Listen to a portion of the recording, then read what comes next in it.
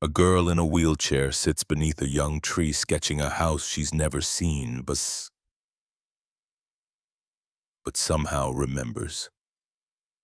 Not a word is spoken, just the sound of leaves above her and the quiet hum of someone building a life with his hands. If stories like this speak to you, soft ones, the kind that hurt a little but heal a lot, stick around. And if you feel like it, give this video a like, maybe subscribe. Not for the algorithm, just so you don't miss the next one we build together. They look like statues. Two girls frozen still beside a battered road sign, in the kind of cold that gnaws through denim and bone. One sat in a rusted wheelchair, bundled in a too-thin coat. The other stood beside her, holding one glove to her face and the other gripped tight around the handle of the chair. Neither moved, not even when the truck passed the curve. Jonah Reed almost didn't see them. Snow was coming down sideways, fat, heavy flakes that blurred the road and made everything ghost-colored. His windshield wipers squeaked in protest. The heater groaned at half power. But there they were. Still, silent, too clean to be local, too still to be safe. He eased off the gas. The pickup hummed as it rolled to a stop 10 yards ahead. Jonah leaned forward, peering through the fogged glass. Then he killed the engine and stepped out. The cold slapped him. Dry, immediate. He pulled his beanie down tighter and walked slowly toward them. Hands raised, not like a cop, more like someone approaching a wounded animal.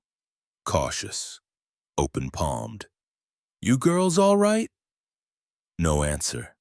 The one standing blinked slowly, then looked to the one in the chair. That one didn't look up at all. Jonah tried again, softer. "Are you hurt?" The standing girl, tall for maybe 10 years old, shook her head. She had a long braid tucked into her collar and one boot with a broken lace. Her lip was cracked and there was dried blood at the edge. "No one else with you?" She hesitated, then whispered, "No." Her voice cracked like paper. Jonah stepped closer. The wheelchair's wheels were caked in frozen mud. The girl sitting in it looked thinner than she should have been. Her hands were bare, clasped in her lap. Jonah crouched. "You're freezing. I got a truck right there, not far from town. I can take you somewhere warm." The standing girl didn't answer, but her grip on the wheelchair tightened. Then the smallest thing happened. The girl in the chair lifted her eyes. They were gray, not the sharp kind, but the soft gray of sky before a storm. She didn't speak, didn't nod, but Jonah swore he saw it. Permission. He stood, took a deep breath, and said, "All right then, let's get out of this wind." He lifted the girl in the chair first. She weighed less than his toolbox. Her arms hung at her sides, but her gaze never left his face. Jonah laid her gently on the passenger seat, then returned for the chair, folding it with the kind of care usually reserved for instruments or something sacred. The other girl climbed in behind him, silent, eyes scanning everything. She smelled like cold laundry and old fear. Once the truck was moving, Jonah cleared his throat. "I'm Jonah. I run a little carpentry shop outside town." Still no answer. "You don't have to talk," he said, tapping the wheel once. "Just means I'll have to talk more, and trust me, I'm not that interesting." The corners of the standing girl's mouth twitched. Maybe, maybe not.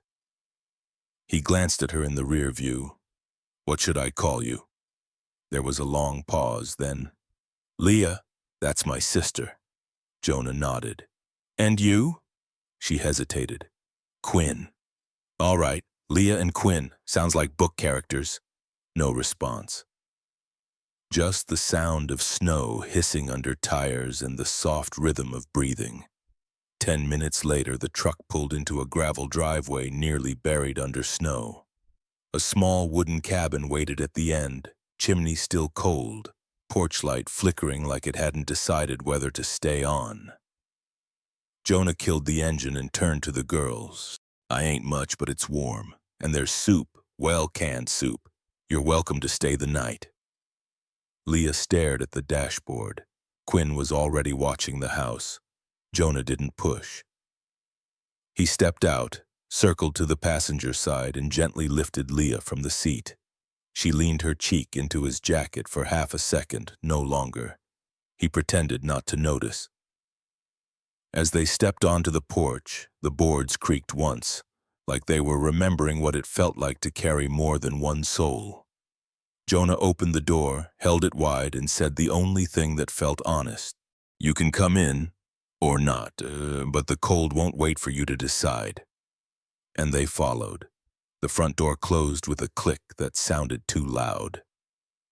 Jonah set Leah gently on the worn couch, draped a folded blanket over her legs, then turned toward the wood stove. He knelt, lit the kindling with practiced hands, and added 2 pieces of split pine. The fire caught fast. Dry wood always did. The girls didn't speak, didn't ask questions. They just watched, quiet, still and wary, like animals unsure if the barn meant safety or slaughter. Jonah stood and rubbed his hands. "It'll warm up soon. Cold's got a way of making time slow down." He walked into the small kitchen, opened the cupboard, and stared at 4 different brands of canned soup. He chose tomato, poured it into a pot, then set it on the stovetop. The faucet creaked when he ran water. Everything in the house made a sound now, like it was coming back to life after a long sleep. Behind him, Leah coughed once, dry, tired. Quinn stood by the window, peeking out through the edge of the curtain, her small fingers twitching against the fabric. Jonah said nothing. Some kids needed words, some needed silence. He poured water into 3 mugs, added a slice of lemon to each, an old habit from his wife. She used to say citrus made things feel cleaner. When the soup was ready, he ladled it into mismatched bowls and set them on the table. Then he stepped back. "You don't have to eat, but I will." He sat down and took a slow spoonful, waiting. After a minute, Quinn sat across from him. She didn't touch her spoon, just looked at it like it might reveal something she didn't want to know. Leah rolled herself slowly to the edge of the table. Jonah helped steady her chair. "I used to have soup like this," she said softly. Jonah looked up. "Yeah?" "Not here," she added. "Somewhere with green bowls." He nodded. "Well, these are blue, but I've got paint in the back. Could change that if it matters." Leah smiled, small, almost invisible, but it was there. Jonah took it like a win. After dinner, he brought out a box of old flannel shirts and let them choose which ones to sleep in. Quinn chose one with red checks. Leah picked gray. "You can take the couch," he told them. "I'll be in the workshop." "Outside?" Quinn finally spoke again, brows pinched. He nodded. "Got a cot out there. Warmer than it looks." They didn't argue. Before heading out, he paused by the mantel. A small photo frame sat there, face down. He picked it up, blew off a layer of dust, and tucked it into the drawer under the radio. No need for questions tonight. In the workshop, Jonah sat on the cot and stared at the ceiling for a long time. The air smelled like sawdust and oil. Somewhere behind the walls, snow tapped soft against the windows. He didn't remember falling asleep, but he remembered waking. Something moved, a shadow, soft and slow. He sat up, blinked. Quinn stood in the doorway, barefoot, holding something in her hands. Jonah swung his legs over the side of the cot. "You all right?" She didn't speak, just stepped forward and handed him a small object. It was a toy truck, carved by hand. Not his, not recent. He recognized the work. It was one he'd made years ago for his son, the one who never came home. He turned it over. Underneath there were 2 tiny initials scratched into the base. J.R. Jonah's hands trembled just a little. "Where'd you find this?" he asked. Quinn pointed back toward the bookshelf near the front door. He nodded, then looked up at her.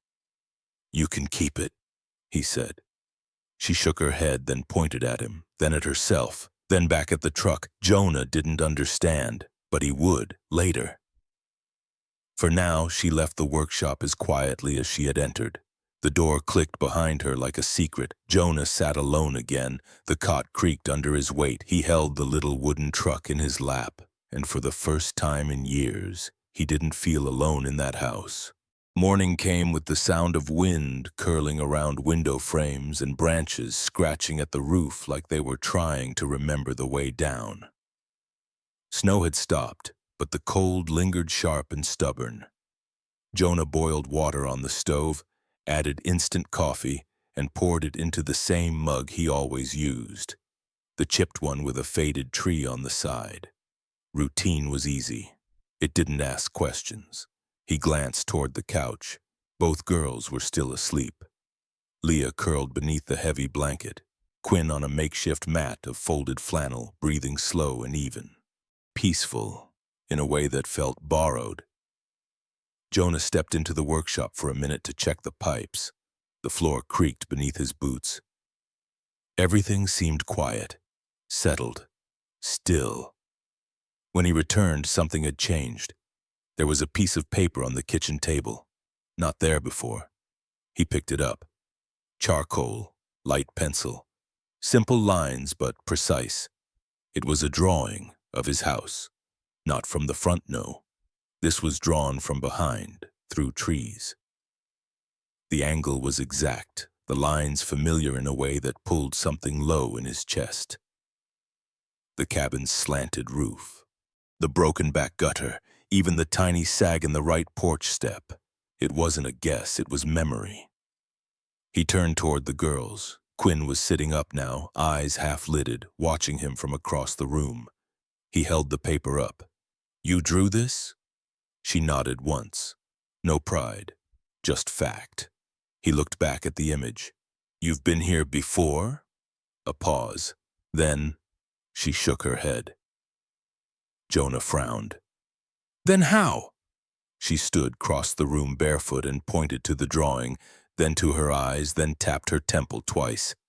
I saw it, she whispered. Her voice was soft, barely there, but it cut cleaner than sound. Jonah looked at her, noticed maybe for the first time the way she never looked at things straight on, but sideways, like everything held more truth from the corner of the eye. He placed the drawing down, smoothed its edges. You've got a good eye, he said. Quinn didn't respond, but her shoulders relaxed just a bit. It wasn't much, but it was enough. Jonah pinned the drawing to the wall above the workbench, not for show, for reminder that sometimes a stranger could see your life more clearly than you ever did. The next day, the sun came up slow, hiding behind a wall of gray. The snow outside hadn't melted, it just lay there, like it had decided to stay for a while. Inside, the house was quiet, warm from the fire still glowing in the stove. Jonah stepped outside to split more logs. By the time he came back in, Leah was already up, balancing a spoon over her bowl of oatmeal, her wheelchair turned toward the window. Do you build everything out there? She asked, nodding toward the workshop door. Jonah raised a brow. Mostly furniture, cabinets, sometimes toys when folks still want them. She nodded slowly, chewing on that idea like it had flavor. Can I see it? He hesitated. The workshop wasn't just a place for work. It was where his silence lived. His tools knew the weight of loss better than words did. But she was looking at him like he was a doorway she'd already chosen to walk through. All right, he said. Just watch your hands. Some things bite back. He rolled open the old barn door and wheeled her over the threshold himself, careful not to jostle the chair on the lip of wood. The space smelled like cedar and cold metal. Long beams hung from the rafters. Clamps, saws, and chisels lined the pegboard walls in quiet rows. There was sawdust everywhere, coating the floor, the benches, the windowsills. But it didn't feel messy. It felt lived in. Leah's eyes went wide. You made all this? Jonah scratched his beard. Piece by piece. She rolled herself forward, stopping at a half-finished cabinet on the main bench. What's this for? Order for the cafe down on Route 6, he said. Owner wants a new pastry case. She reached out, touched the grain of the wood with her fingertips. Then she turned her hand, laid her palm flat. Feels like a river. Jonah tilted his head. That's curly maple. Grain dances a little. You've got a good sense for it. She didn't smile, but her shoulders lifted a bit. Like a string had been cut loose, he reached over to a low drawer and pulled out a small block of pine. Then he handed her a rasp, a dull one, safe enough. Want to try? She nodded. He steadied the block on her lap and showed her how to hold the rasp. Push forward like you're brushing something away, not too hard. Let the tool do the work. She moved carefully, slowly. Chips of wood fell like quiet snowflakes. Jonah pulled up a stool beside her. You got patience, he said. That's all this really is. Wood's not tricky, just needs someone willing to wait. Leah kept working. Her face was focused but calm. Did you learn this from your dad? Jonah paused. No, he said. Didn't really have one. A beat. She didn't push, just nodded, still carving. Jonah watched her hands. Small, intentional. She wasn't fast, but she paid attention. The way some people listen to music. I could teach you more, he said. If you want. Leah looked up. I'd like that, she said. Jonah nodded, then stood. Lesson 1, he said, gesturing around the shop. This is not a place for fear. Wood knows when you're scared, it'll split on you. Or worse. Leah grinned. A real one this time, quick, sharp. It changed her face entirely. She rasped another edge, then said softly, I'm not scared. Jonah didn't say anything, but for the first time in a long time, he believed someone. And that was something. It was just a folded piece of paper, left on the edge of the workshop bench like a forgotten receipt. Jonah didn't notice it until after breakfast. The girls had gone back inside, Leah to rest, Quinn to wherever quiet children went when the world got too loud. He unfolded the paper with one hand, expecting a scribble or a note. It wasn't a scribble. It was a blueprint. Hand-drawn, pencil on lined paper, precise and childlike all at once. A toy truck, long nose, fat tires, 4 wooden pegs where headlights might be. Jonah stared at it for a long time. The proportions were familiar.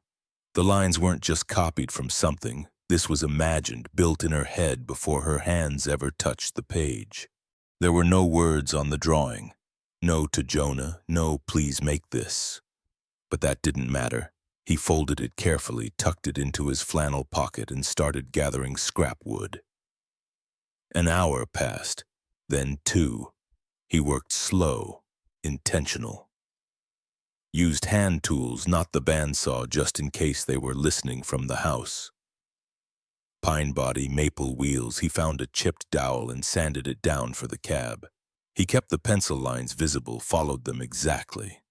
The drawing wasn't perfectly scaled, but it carried intention. That was what mattered. By late afternoon, the truck was done. Small, sturdy, quiet in the hand. He placed it on the bench just beneath the pinned drawing of the house Quinn had made. The 2 pieces of art sat like cousins, one imagined, one built. That night during dinner, Jonah said nothing. Neither did the girls, but the air felt different. Less like 3 strangers eating soup, more like something trying to become a shape again. After they'd gone to bed, Jonah stepped into the living room. He set the finished truck on the windowsill just beneath the frosted pane. No ceremony, just left it there. In the morning, it was gone. Quinn didn't say a word, neither did he. But later that day, he found another drawing. Not left in the shop this time, but slipped into the pocket of his work jacket. It showed the same toy truck, but this time it had two small figures sitting inside. One in the front, one in the back. No faces, just outlines. Behind them, a trail of sawdust stretched all the way home. The power flickered just after dinner. One of those mountain town hiccups that came with heavy clouds and old wiring. Jonah lit 2 candles, set them on the kitchen table, and kept his voice calm. Nothing to worry about. Should be back in a bit. Leah didn't flinch. She was used to darkness. She sat in her wheelchair with her hands folded, watching the flame dance in the curve of the spoon on the table. Jonah poured water into 3 mugs, handed one to her. "I like it better like this," she said quietly. "Like what?" "Dark. Quiet." Jonah leaned against the counter. "Most folks don't. Makes them feel small." She shrugged. "I already feel small. At least the dark doesn't lie about it." He didn't answer, just let the quiet stretch. Then she said, "When I was little, there was a woman at the group house who used to call me Lena. She thought that was my name." Jonah frowned. "Did you correct her?" "I tried, once. Then I stopped." Her voice was flat, like she was reporting the weather. "Why?" "Because she wasn't really talking to me. Just someone she thought I was." Leah looked down into her mug. "And it's worse when you realize maybe that's all you are to some people. A wrong name, a misremembered face." Jonah stepped forward, pulled out a chair. "Leah's a good name," he said. She didn't look up. "I mean it," he continued. "Simple, strong. You don't have to explain it or dress it up. It just is." Leah's fingers tightened around the ceramic. "People forget names. They forget birthdays. Sometimes they even forget that you're still there." Jonah nodded slowly. "Yeah, they do." Then softer, almost like confessing, "My son's birthday was last month. I didn't light a candle. Didn't say his name out loud. I told myself I forgot, but I didn't." Leah finally looked at him. "What was his name?" Jonah hesitated, then, "Caleb." She repeated it under her breath. "Caleb." Silence settled like a blanket between them. Not cold, not heavy, just full. Leah reached into her pocket and pulled out a button wooden worn at the edges. She placed it on the table. "It used to be on a coat," she said. "Quinn sewed it back on 5 times, then we stopped keeping the coat." Jonah picked it up, turned it between his fingers. "I'll keep it," he said. "If that's all right." Leah nodded. "If someone remembers a thing, it's still real, right?" He set the button beside the candle. The flame bent slightly like it was listening. "It is now," Jonah said, and neither of them said another word for the rest of the night. The next morning came with clear skies and hard ground. The snow hadn't melted, but it had settled, packed firm by the cold and the silence of the night. Jonah stepped into the workshop early. He had orders to fill, joints to cut, and saw blades to sharpen. But when he turned on the light, Quinn was already there, sitting on a stool waiting. She didn't say anything, just nodded toward the bench. "Couldn't sleep?" Jonah asked. She shook her head. "All right," he said, "you can sand." He handed her a block of oak and a sheet of fine grit paper. She took it without question, started moving her hands with that same quiet focus he'd seen in her drawing. An hour later, Leah rolled in. "Didn't think I'd get left out," she said, half teasing. "You're just in time," Jonah replied. "Monsieur, I was about to fire Quinn for insubordination." Leah grinned. "What's the job?" "We're building a wall shelf, 3 tiers, custom size. Someone downtown wants a place to put old recipe books." Leah rubbed her palms together. "Books deserve good wood." Jonah blinked. "That might be the truest thing I've heard this year." They got to work. Jonah cut the panels while Quinn measured and sanded. Leah helped glue and clamp, her eyes tracking every movement like she was memorizing it. The three of them moved in an uneven rhythm, quiet but not awkward, like a new song being written by hand. At one point, a piece of wood split down the middle. Quinn flinched. Jonah didn't. "Good," he said. "That means you were listening." Quinn looked confused. "Wood splits when it wants to remind you it's still alive," he explained. "You didn't do it wrong. You just rushed the grain." Quinn nodded once, then started again, slower this time. By noon, the shelf was taking shape. They paused for sandwiches, peanut butter on stale bread, cut diagonally because Leah insisted it tasted better that way. Jonah didn't argue. After lunch, he brought out his wood burner. "Every piece I build gets signed," he said, "even the simple stuff, not 'cause it's special, just so it's not anonymous." He handed the burner to Quinn. "You first." She hesitated, then carefully burned a small Q on the bottom edge of the shelf. Her hand was steady. Jonah turned to Leah. "Your turn." She took the burner, burned a small star beside the letter. No initials, just that 5 points, uneven but clear. Jonah took the tool last, added a J at the end like a period on a quiet sentence. They stood back. It wasn't the most beautiful shelf he'd ever made. The corners were imperfect. One of the tiers bowed slightly, but it was real. It held together. "I'll deliver it tomorrow," Jonah said, "but tonight let's put it up in the kitchen, just for now." Leah nodded. "So it knows it was useful once?" Jonah smiled. They mounted the shelf on the far wall near the pantry. On it they placed 3 things: a carved wooden truck, a drawing of a house, and a button. No words. But everything that needed saying was there. And for the first time in a long time, the house didn't feel like it belonged to just one man. It belonged to 3 people, each holding something fragile and learning slowly how not to drop it. The snow let up just before dusk. Outside, the wind calmed and the light turned that strange shade of blue that only happens in winter when the day doesn't end so much as exhale.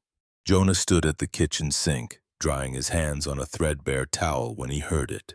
A click, a soft whir, then music. Not the radio, not a phone, something older. He turned. In the corner of the living room near the shelf they had built together, the old record player sat open. The needle had dropped itself gently onto a vinyl that hadn't seen light in years. A melody drifted through the cabin, soft, unhurried. Piano mostly, with strings just underneath. Nothing grand, nothing loud, but unmistakable. Bach, Sleepers Awake. Jonah froze. He hadn't played that record since the hospital. Since the night they told him it was too late to say goodbye properly. He'd packed the vinyl away, left it in a crate beneath the stairs, and never touched it again. And yet here it was, spinning on the dusty turntable like it had been waiting. He turned toward the girls. Quinn was seated on the floor, legs crossed, eyes closed, not sleeping.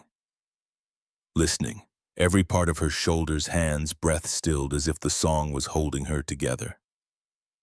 Leah sat by the fireplace watching Jonah instead of the record player. "You okay?" she asked. He didn't answer at first, just nodded slowly. "I used to play this for my wife," he said, voice low. "When she was pregnant.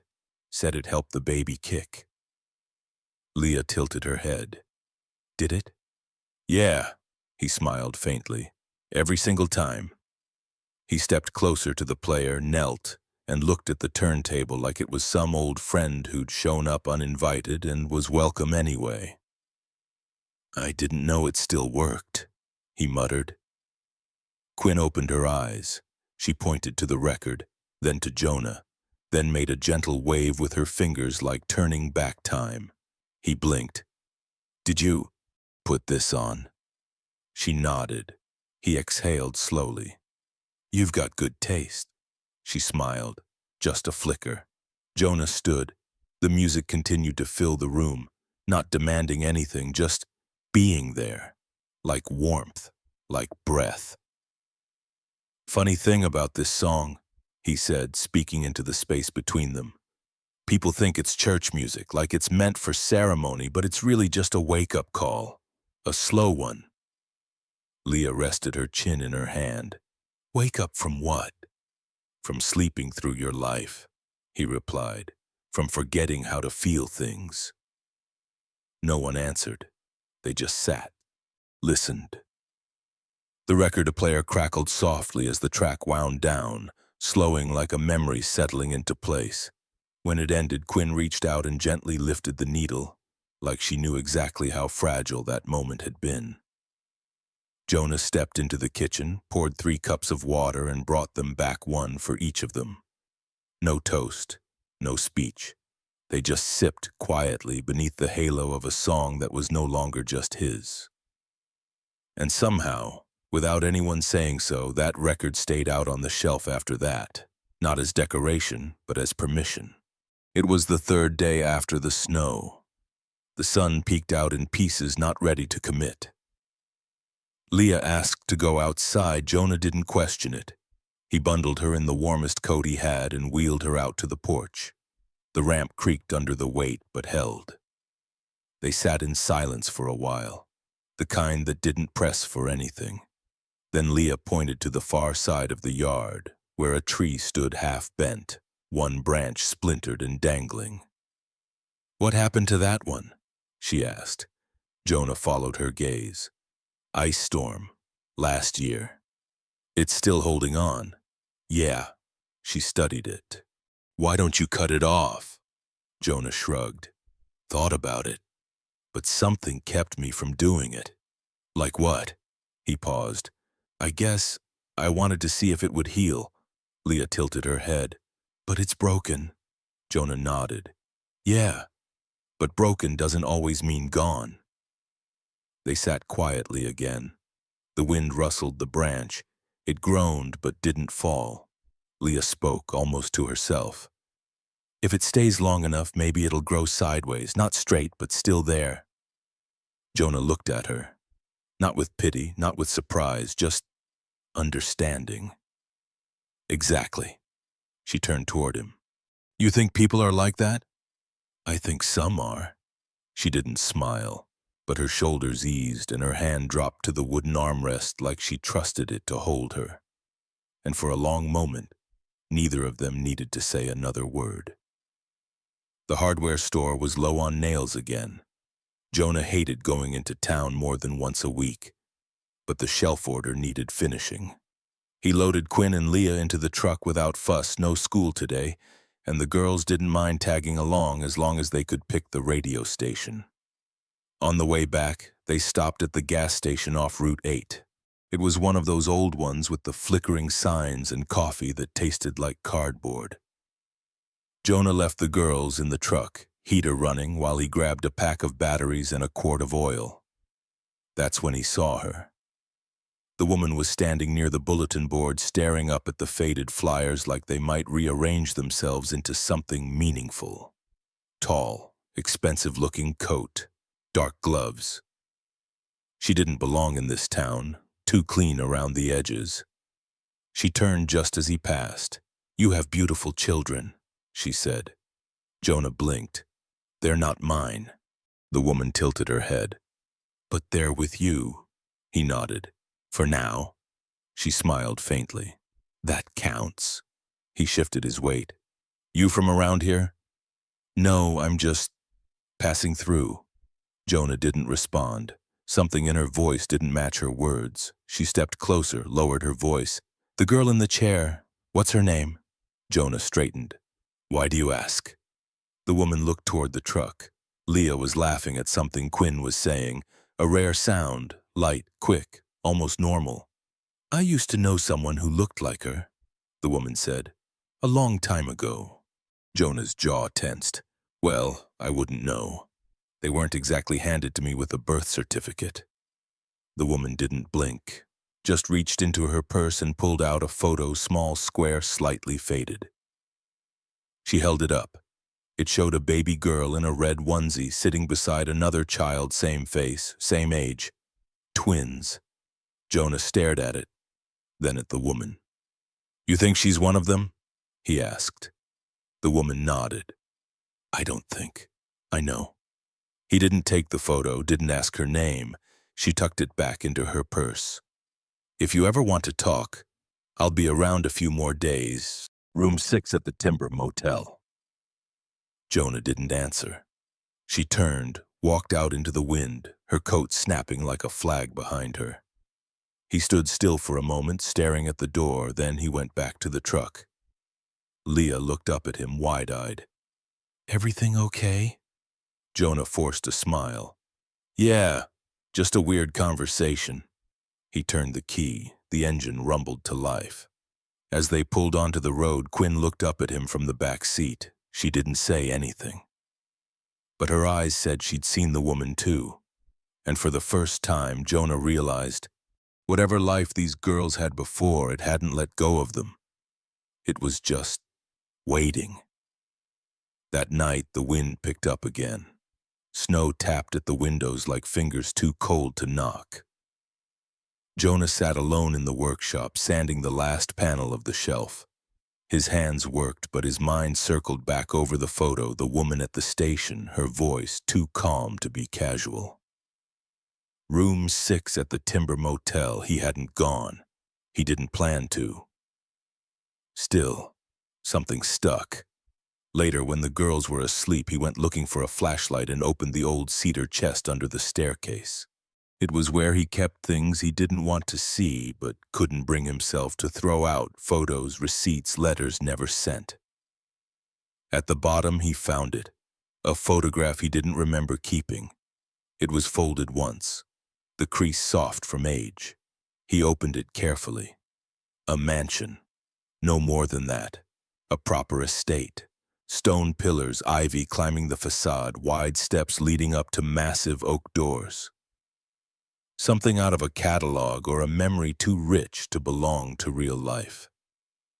And in the corner, barely visible, was a small figure near the hedge. A girl, maybe 6, maybe younger. Wheelchair, red jacket, and beside her a woman with dark gloves. Jonah stared at the photo for a long time. The trees in the background were bare, like they had given up, pretending it was still autumn.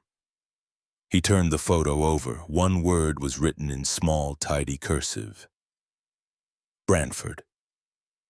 Jonah had never been to Connecticut, but the name clicked somewhere deep.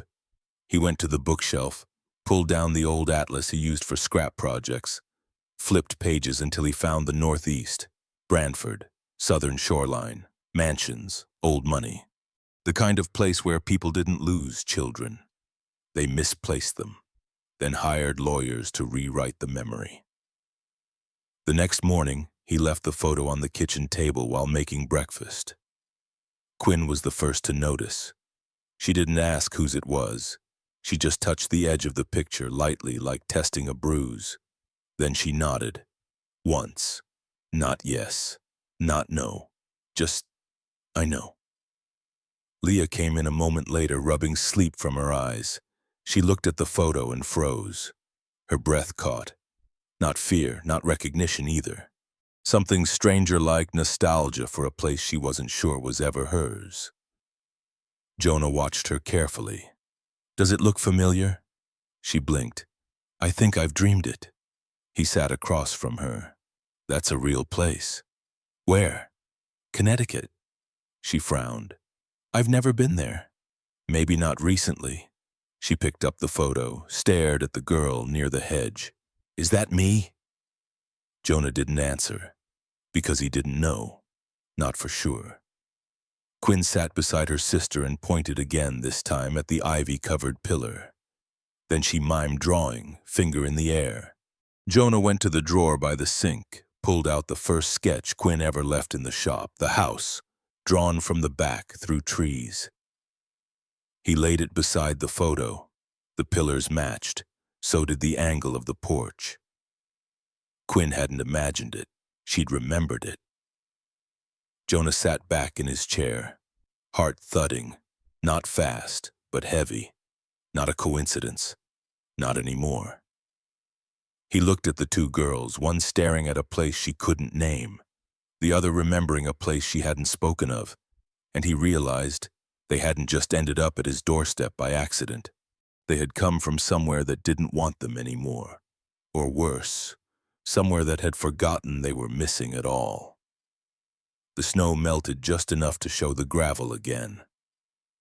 Jonah was in the shed sorting scrap for kindling when he found it, a torn piece of cloth stuck between two boards near the back wall, probably from an old coat long since rotted away. He was about to toss it aside when something caught his eye. A symbol, embroidered in gold thread, two lions flanking a tall, narrow tower. Above it, a crown. Beneath it, a single word in Latin, half faded but still visible. Fortem. Jonah didn't speak Latin, but he knew a family crest when he saw one. Not the kind you buy online, the kind you're born into. He brought it inside. Quinn was sitting at the kitchen table sketching again. This time a violin with no strings. Jonah placed the fabric gently beside her drawing. She looked at it, then at him, then quietly stood, left the room and returned with the small wooden box she always kept close. She opened it on the table like a ritual. Inside, a folded photo, a silver button, and something else, an old wax seal, crumbled but intact, same crest, same lions, same crown, same tower. Jonah sat down. "You've had that this whole time?" Quinn nodded. He reached out not to touch it, just to be near it. "Do you know what it means?" She shook her head, then tapped her chest, then her temple, then pointed at the fabric again.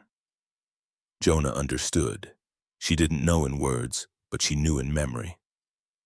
That night, after the girls had gone to bed, Jonah sat by the fire and turned the fabric over in his hands again and again. Something was beginning to come together, not facts, but truth, and it had claws.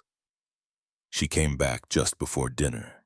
Same coat, same gloves, same calm that felt more like strategy than kindness. Jonah opened the door and didn't step aside. "I told you I'd only stay a few days," she said. "Today is the last." Leah and Quinn were in the living room, finishing the puzzle they'd started days ago. A scene with trees and a winding path, pieces still missing. The woman glanced past Jonah, her eyes falling on Leah. "She doesn't remember," Jonah said quietly. "I know. Then why are you here?" She reached into her coat and pulled out a manila envelope. Thick, legal. She was identified through an old birthmark, upper shoulder, confirmed by a midwife who still lives in Brantford. DNA optional at this point. Jonah didn't answer, just watched her. She continued. "She was born into the Brantford estate. That name means something, not just property, legacy, money." He looked down at the envelope. "You think she cares about any of that?" The woman softened, but only slightly. "She doesn't have to care, she just has to choose." Jonah's voice dropped. "Choose what?" Now came the part that twisted. "There's a stipulation in the Brantford family trust. In order for her to be reinstated as legal heir, she must return without outside custody claims." Jonah stared at her. She clarified gently, like delivering bad news in a velvet box. "She must come alone. No ties, no dependents, no sisters, not of blood." The word hung in the air like smoke. Jonah's hands curled at his sides. "You're telling me she can have a life of wealth, education, security, if she abandons the one person who's never left her?" The woman didn't blink. "Yes. And if she says no, she gets nothing. No claim, no recognition, and no further outreach." Jonah shook his head, disbelief flickering across his face like flame meeting wind. Leah's voice broke the silence. "I can hear you." They both turned. She'd wheeled herself to the hallway, just out of sight, but every word had landed. The woman's tone softened. "Leah, why now?" she asked. "Why wait all this time?" The woman hesitated. Because the will was sealed until your 13th birthday. I'm not 13 yet. You will be. In 2 months. Leah looked down at her hands. Quinn appeared beside her, silent as always, one hand resting lightly on the armrest. Leah didn't look at her, she just stared at Jonah. Would you want me to go? She asked. He crouched in front of her, eye level. I want you to have every chance, but not if the cost is forgetting who you are. Her voice was small. And who am I? He reached out, gently touched the edge of her flannel sleeve. You're the girl who built a shelf with her own hands. Who sees rivers in wood grain? Who calls this house home, even if no one ever said it out loud? Leah's eyes shimmered, but she blinked it back. Then she turned to the woman. If I say no, will you come back again? The woman looked genuinely uncertain for the first time. No, she said. Leah nodded. Then I guess I've already chosen. The woman didn't argue. She just closed the envelope, turned, and left. As the door shut behind her, Quinn quietly reached into her pocket and placed something in Leah's lap. It was the missing puzzle piece, the final corner. Leah held it in her palm for a long time, then whispered, mostly to herself, I'm already whole. The house was quiet that night, too quiet. Jonah had gone out to the shed to clear his head. The snow had hardened again, thin ice over old prints. He didn't want to leave the girls alone, but he also didn't want them to see his face. Inside, the fire burned low. Shadows leaned long against the walls. Quinn sat at the table, hunched over her sketch pad. She hadn't eaten, hadn't moved much since the woman left.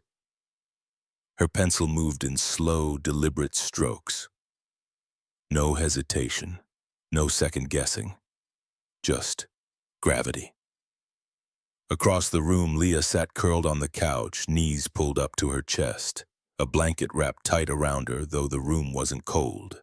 She didn't speak, didn't ask what Quinn was drawing, but she watched her hands. When the pencil stopped, Quinn looked at the page for a long time before gently tearing it from the pad. She crossed the room and placed it on the coffee table without a word. Leah glanced at it. A moment passed before she reached out and turned it toward her. The drawing was simple but devastatingly clear. 2 figures, one standing by a car, suitcase in hand, the other sitting in a wheelchair on the porch. The space between them was wide, empty, too much to cross. Above them, the same tree from Jonah's backyard. But in the sketch, its broken branch had finally fallen. Leah stared at it, then whispered, You think I'll leave? Quinn didn't answer. She didn't have to. Leah's voice was almost too soft to hear.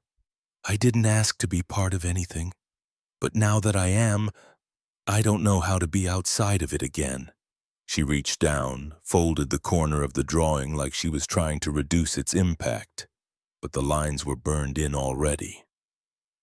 Quinn sat beside her, not touching, just near. They didn't hug, they didn't cry. They just sat with the ache. Let it breathe. Eventually, Leah spoke again. When I was little, someone told me family is who you come from. She looked up at Quinn. But maybe family is who stays after. Quinn nodded once.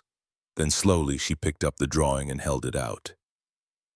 Leah hesitated, then took it, turned it over. On the back, Quinn had written just one sentence. I would not stay without you. Leah blinked. The blanket slipped from her shoulder, but she didn't fix it. She just leaned forward, placed her forehead against Quinn's. No tears. Just that small, silent vow between 2 girls who were never really lost, just waiting to be claimed by something stronger than blood. The fire had gone out long before Jonah realized he hadn't moved.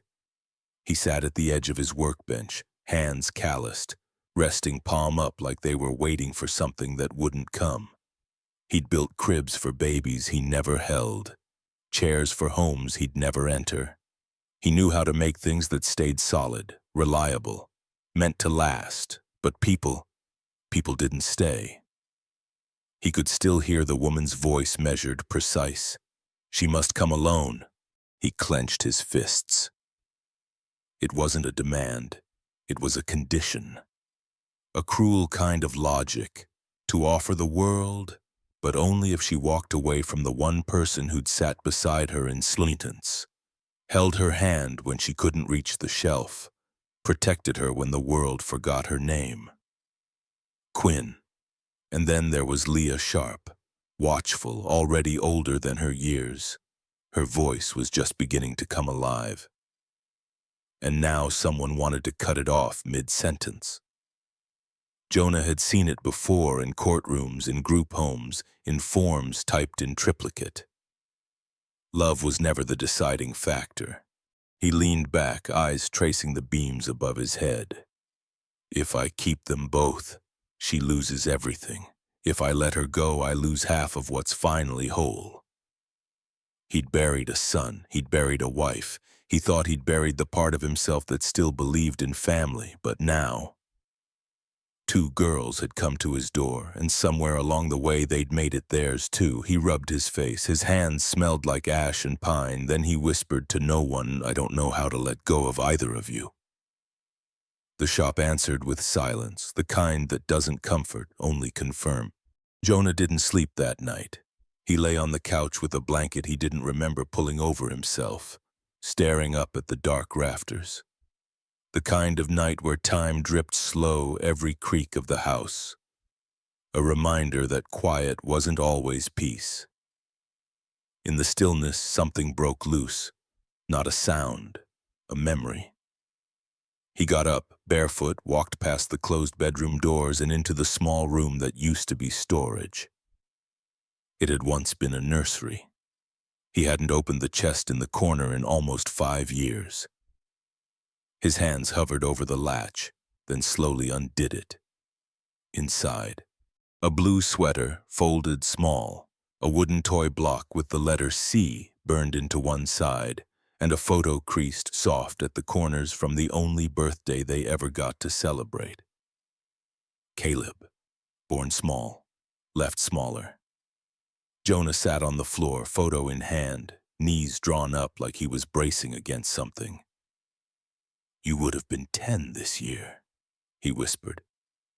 His voice didn't shake, just faded. You had your mother's eyes, that stubborn tilt in your mouth that was mine. He stared at the sweater. I didn't know what to do with love that had nowhere to go, so I packed it away. Thought maybe I'd get around to forgetting. A long breath. But then, these 2. He looked up as if Caleb might be listening through the walls.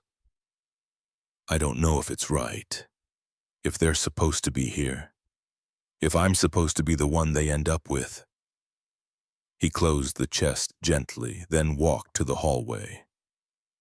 Quinn's door was cracked open. Inside she slept curled like a comma. Still peaceful. Her sketch pad on the nightstand. Jonah stepped in quietly and picked it up.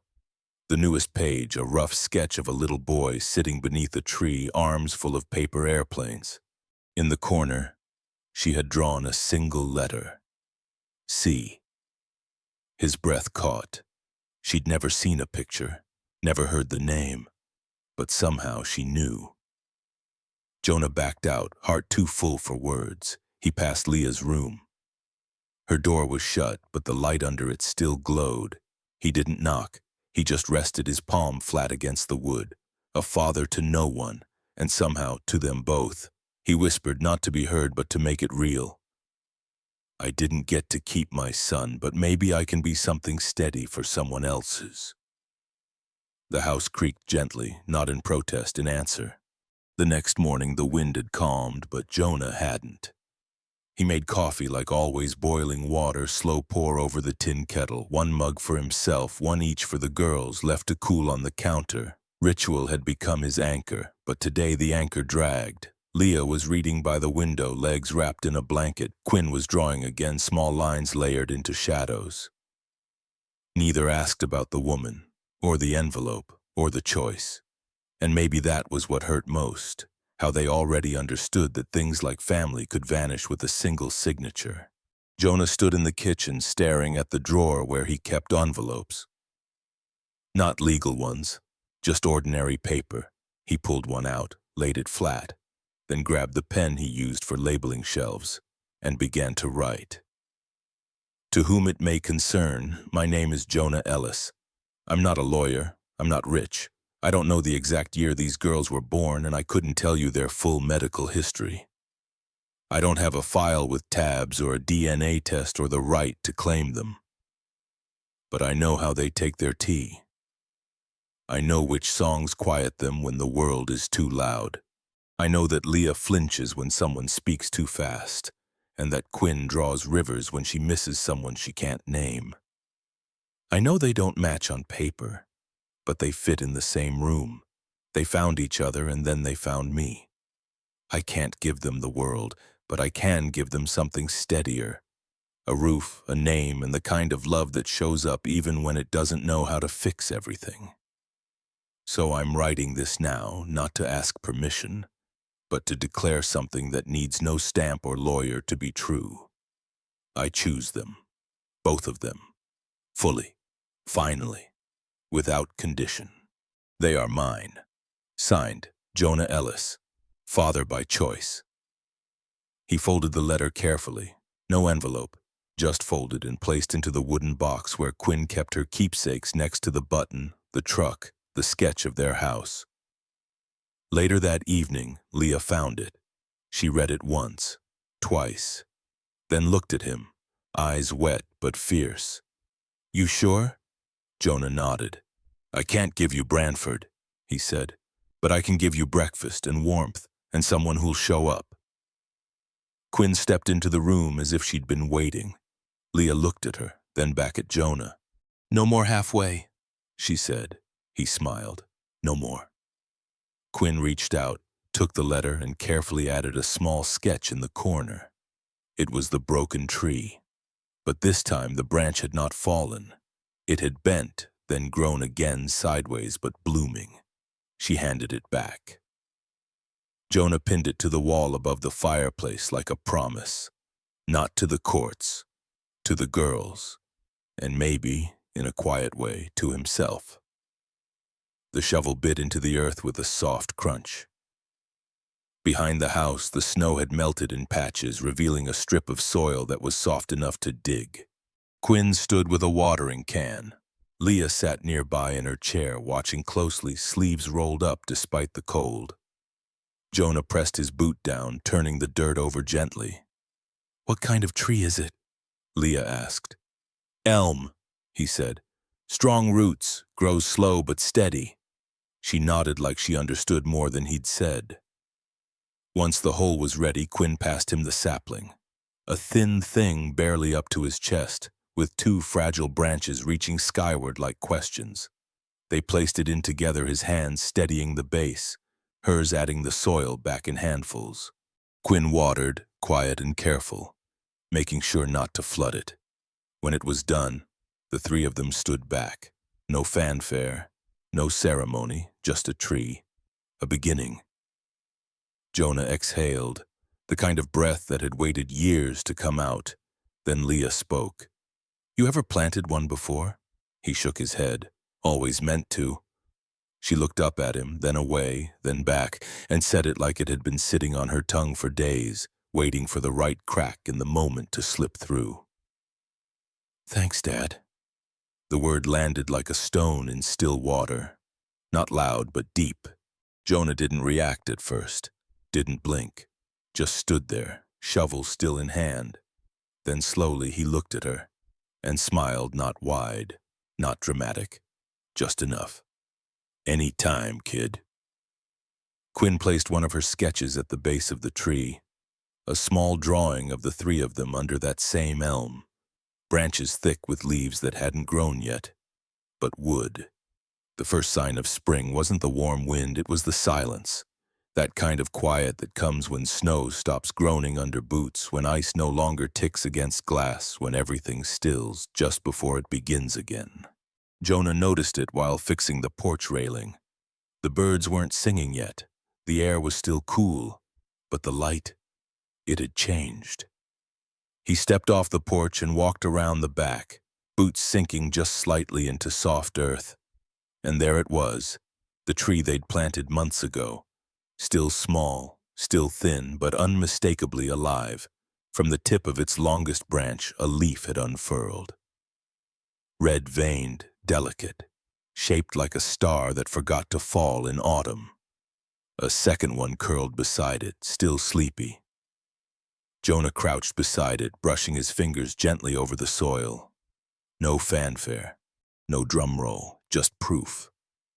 Life was choosing to try again. He heard the screen door creak open behind him. "Is that?" Leah's voice, still groggy from sleep.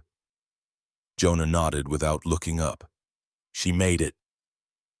Leah wheeled herself over slowly, Quinn trailing behind with her sketch pad tucked under one arm. The three of them stood or sat around the tree in silence. "It's small," Leah said. "Most good things start that way," Jonah replied. Quinn pulled a folded page from her pocket and opened it gently. A sketch of the same tree, except in her version, it had grown tall and wide, its branches forming a canopy that touched the edges of the frame. Beneath it, three figures sat on a bench, no faces drawn, just silhouettes, together. She handed the drawing to Leah, who held it carefully like it might tear with too much breath. Then Leah looked at Jonah. "You think it'll stay?" He smiled. "I think it already has." They didn't say anything more. They didn't need to. The wind shifted slightly, brushing past their shoulders, rattling the small new leaves on the tree. Jonah stood up, brushing dirt from his jeans. "We should build something here. A bench, maybe." Leah grinned. "Only if we sign the bottom." "Deal." Quinn nodded, already picturing it. As they headed back toward the house, Jonah turned one last time to look at the tree. Still small, still fighting, still reaching toward light it couldn't yet name, just like them. It was a Tuesday, and the postman came earlier than usual. Jonah found the envelope tucked among seed catalogs and hardware invoices, cream-colored, thick paper, no return address. He opened it with a butter knife, careful not to tear the fold. Inside, a letter, typed, precise, but the name at the bottom was familiar. Ruth Elkins, private secretary to the Branford estate. He read it once, then again. Then he sat down, letter in hand, coffee going cold beside him. Later that day, Ruth herself came. No gloves this time, no coat stiff with cold. She wore a plain sweater and carried a soft leather folder under one arm. Leah and Quinn were at the table working on school assignments. Jonah opened the door before she knocked. "I didn't come to change your mind," she said. "I came to offer something different." They sat in the living room. No tension this time. Just a quiet awareness of something unresolved, and the space between people trying not to undo each other. Ruth opened the folder. Inside, a short proposal, 1 page. "I've spoken with the trustees. We want to establish a scholarship fund." Jonah frowned. "For Leah?" "No, from Leah, or rather through her, in her mother's name." Jonah sat back, guarded. "What's the catch?" Ruth shook her head. "No conditions, no custody claim, no press, just a way to honor the mother she doesn't remember." She slid the paper across the table. The Eliza M. Branford Memorial Fund, supporting education for young girls in foster care with physical disabilities. Jonah's eyes stopped at one line. Administered by local community advisors, no relocation required. "Why now?" he asked. Ruth hesitated. "Because when someone walks away from everything they were promised, you have to ask why. And if the answer is love, then maybe what we owe them is not more promises but more respect." She looked toward the kitchen where Leah sat focused over a math worksheet, unaware of the conversation. "She gave up a mansion," Ruth said softly. All she asked was not to be split apart. Jonah's throat tightened. Will she be tied to them legally? He asked. No, Ruth replied. The fund will exist whether she signs anything or not, but we'd like her to know it's hers, not in ownership, in origin. He nodded slowly. Let me ask her. Ruth stood. Of course. Before leaving, she placed a small photo on the table. It showed a young woman standing under a cherry tree in full bloom, slight build, sharp chin, dark eyes. Eliza, age 16, Ruth said. Before any of this. Jonah picked it up, studied the photo. The resemblance to Leah wasn't obvious until it was. She looks like a fighter, he murmured. She was, Ruth said, then added gently, so is Leah. She left without ceremony. Jonah placed the photo on the mantel. That night, when Leah asked about the woman, he didn't give details. He just handed her the photo and said, she had your fire. Leah looked at it a long time, then whispered, she didn't leave me? No, Jonah said. She never had the chance. Quinn reached over and gently placed her hand over Leah's. No more was said, but something shifted. A wound began to close, not all the way, but enough. It started with a sound, not loud, just a soft click like a drawer closing. Jonah turned around and saw Quinn standing at the kitchen table, her wooden keepsake box open in front of her. She looked up, then beckoned Leah over without a word. Inside the box, something new. 3 narrow wood pieces, each hand-carved, edges rounded smooth. They looked like bookmarks, but thicker, warmer somehow. Each one had a name burned gently into the grain. Leah Quinn Jonah. Jonah stepped closer, quiet. Quinn picked up the one with his name on it, handed it to him. He held it in his palm. Maple wood, sanded with care. He ran his thumb across the letters, not fancy script, just steady block shapes. Letters that held. Leah reached in and pulled out hers, smiled faintly. Then she looked at him. Can we keep them in here? She asked, nodding at the box. Jonah blinked. You're the keeper. Your call. She shook her head. It's not just mine now. Quinn took all 3 pieces, placed them gently back inside, then closed the lid with both hands. No lock, no ceremony, just a box. And inside it the names of a family that wasn't written in blood or birth, but in choice. Leah leaned into Jonah's side.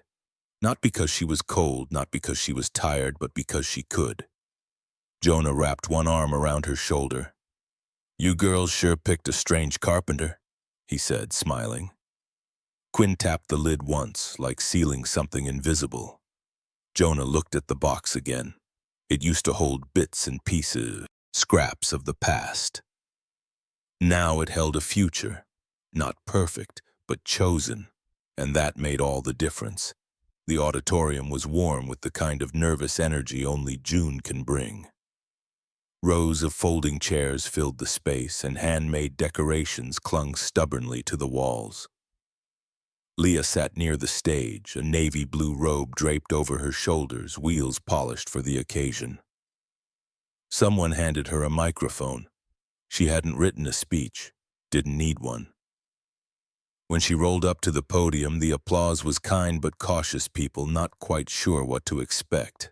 A girl like her didn't usually get the last word at ceremonies like this. She adjusted the mic, then began. I want to tell you a story, a made-up one. A few chuckles, a few raised eyebrows. She smiled. There was a girl born in a tower. She didn't know why she was there.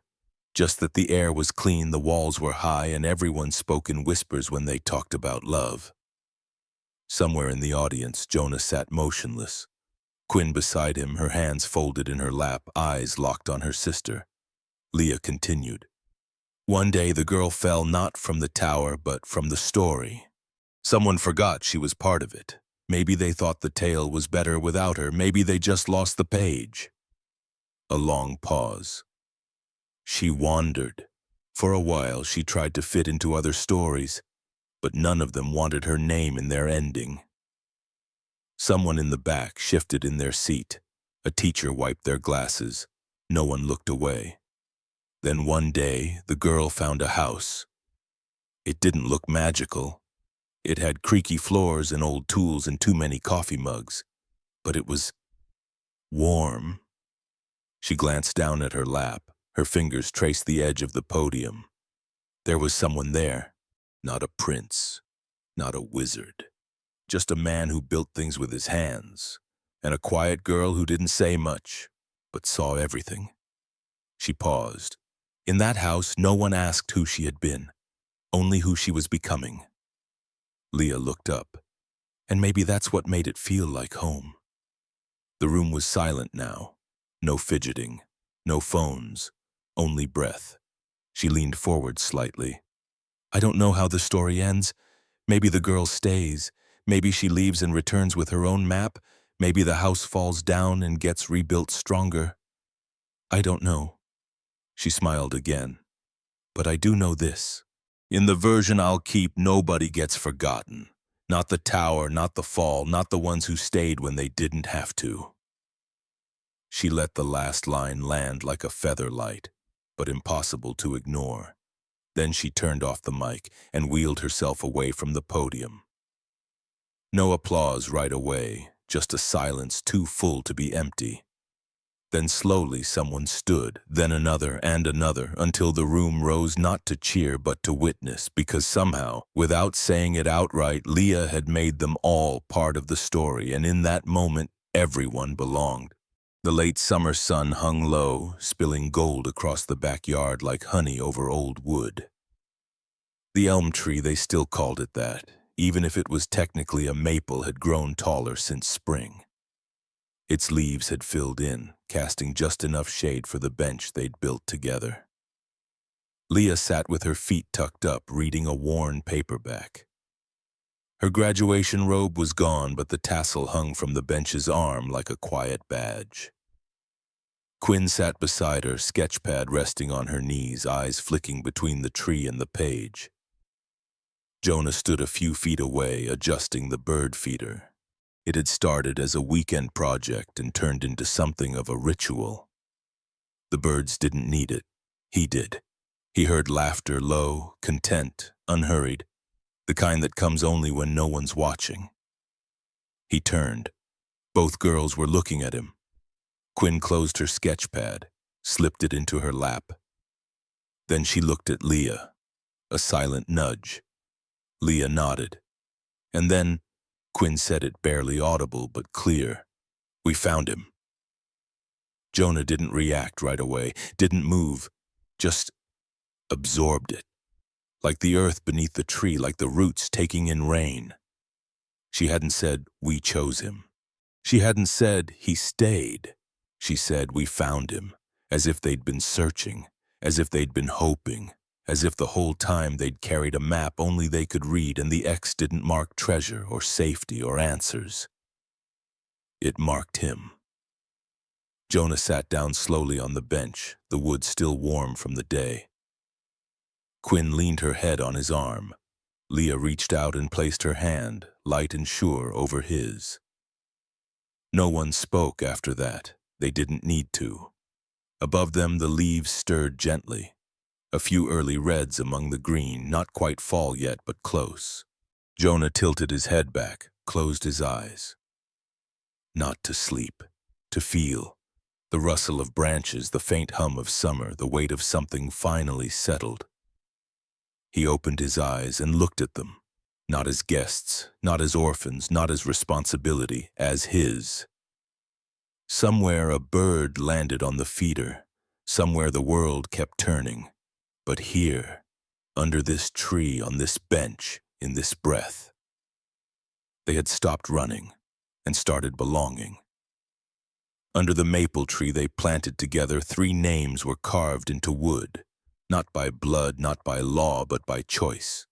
And as the evening light bent through the branches, one of the girls leaned closer and whispered, we found him. No fanfare, no perfect ending.